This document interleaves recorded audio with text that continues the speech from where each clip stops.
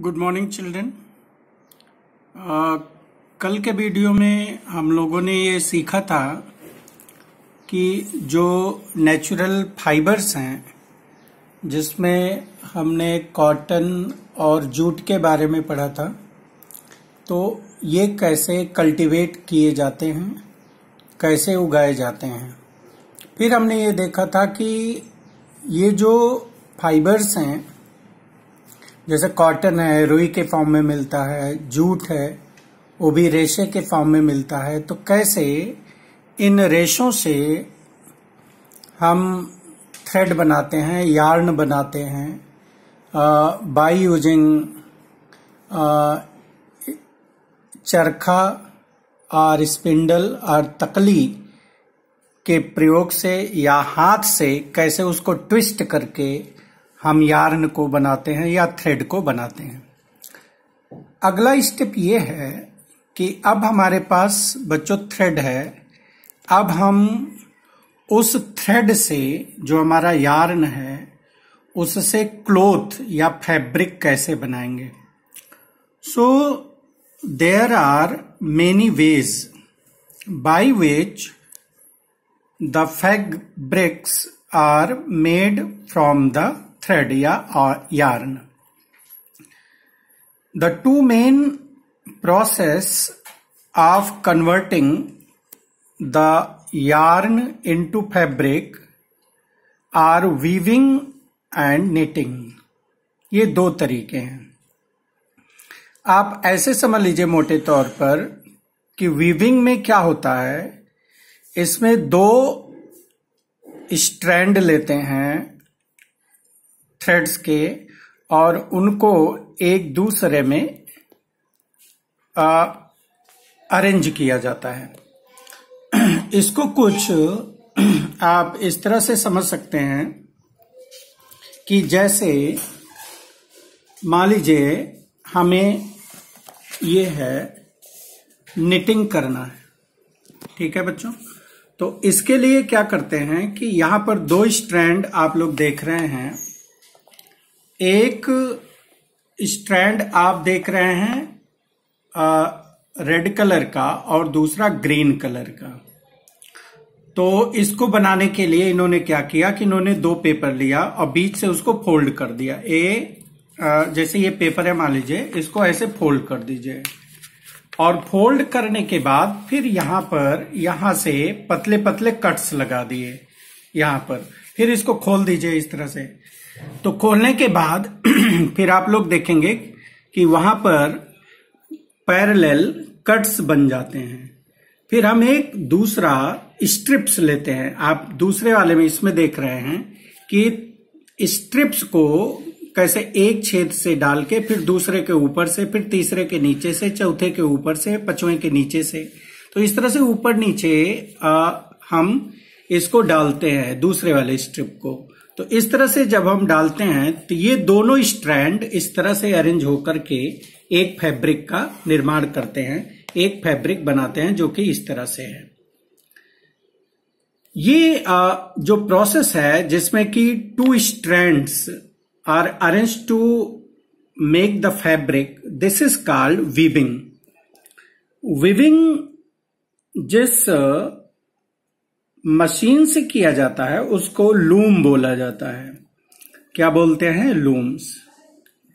और looms hand driven हो सकते हैं या मशीन ऑपरेटेड हो सकते हैं। तो जब ये हैंड ड्राइवन होंगे तो हैंड लूम्स कहा जाएगा। आप लोग सुनते होंगे हैंडलूम के कपड़े। हमारे प्राइम मिनिस्टर भी इस बात को बोलते हैं कि हमें हैंडलूम को बढ़ावा देना चाहिए, जिसमें वो लोग चटाइयां बनाते हैं, कपड़े बनाते हैं, झोले बनाते हैं।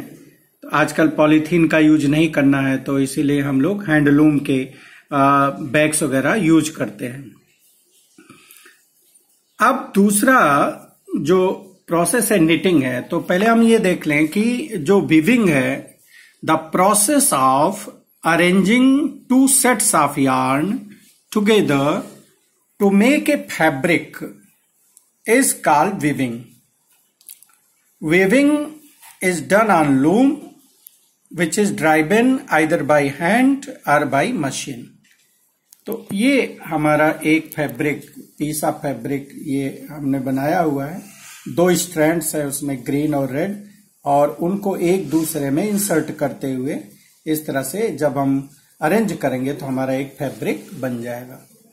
इसके बाद बच्चों दूसरा मेथड है निटिंग का। ये सब लोग फेमिलियर हैं इससे, और अगर आपको निटिंग को समझना हो तो पहले उसको आपको डिसमेंटल करना पड़ेगा या अनरेबल करना पड़ेगा। आप अगर घर में पुराना स्वेटर हो या सॉक्स हो, मोजे हो, और उसके एक थ्रेड को ऊपर से आप पकड़ लीजिए और उसको खींचना शुरू करिए, तो पूरा का पूरा जो स्वेटर बुना हुआ है वो पूरा का पूरा स्वेटर आपका थ्रेड में कन्वर्ट हो जाएगा, ऊन के धागे में कन्वर्ट हो जाएगा।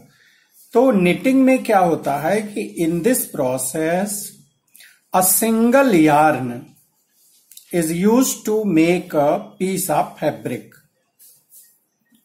Sweater and socks are made by this process. In this fabric, when a single yarn is pulled out continuously, then the fabric gets unraveled. पूरा उधेड़ जाएगा। Knitting is done either by hand or by machine. अब बच्चों अगला है कि what is the history of clothing materials. तो हमने इस चैप्टर की शुरुआत ही वहीं से करी थी, फिर हम चलते हैं कि एंशियंट टाइम्स में जो हमारे अर्ली प्रिमिटिव मैन थे, जो आदि मानव थे, वो बार्क और लीव्स को पहनते थे अपने शरीर के कुछ भागों को ढकने के लिए। उसके बाद फिर उन्होंने धीरे धीरे जो बड़ी बड़ी घासें होती हैं, कुश होते हैं और सरपत होते हैं, इस तरह के जिनकी लीव्स बड़ी बड़ी होती हैं, उनके हेल्प से फिर उन लोगों ने चटाइयां और बास्केट्स बनाना, जैसे बांस से उसकी पतली पतली स्ट्रिप्स काट करके फिर उन्होंने मैट्स और बास्केट बनाना सीखा। फिर धीरे धीरे उन्होंने जो एनिमल्स के हेयर्स होते हैं उनको ट्विस्ट करके उनको थ्रेड बनाना उनसे सीखा, और फिर जब थ्रेड बनाना उन्होंने सीख लिया तो फिर उससे कॉटन धीरे धीरे वो लोग ग्रो करने लगे। फिर कॉटन के फाइबर और कॉटन के थ्रेड और फिर कॉटन के फैब्रिक बनाने लगे। पुराने समय में जो मिस्र था, इजिप्ट था, उसमें नील नदी के किनारे भी कॉटन और फ्लैक्स के पौधे को उगाया जाता था, जिससे भी धागे बनाए जाते थे।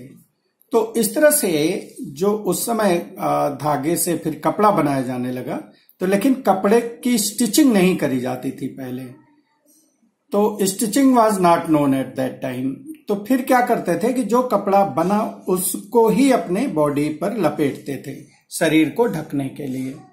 तो आजकल भी आप लोग देखते हो, अगर आप जानते हो, घर में देखिए लुंगी और साड़ी, या साउथ इंडिया में धोती पहनते हैं लोग, तो धोती सिला नहीं होता, उसको सीधे लपेटते हैं, जैसे हम लोग लुंगी लपेटते हैं। साड़ी हुआ, धोती हुआ, लुंगी हुआ, तो उसकी स्टिचिंग नहीं करी जाती थी, केवल इसको लपेट करके अपने शरीर को ढकते थे।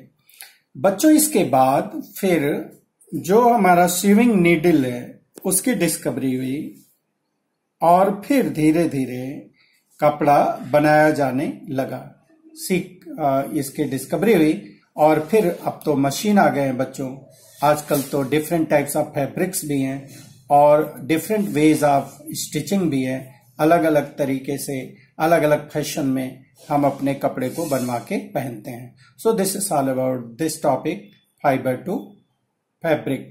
अब इसके बाद अगले वीडियो में हम लोग इसके जो इम्पोर्टेंट टर्म्स हैं, कीवर्ड्स हैं, उनको सीखेंगे और क्वेश्चन आंसर करेंगे। लेकिन आप लोग इस चैप्टर को इसके पहले आप तैयार कर लेंगे। Thank you.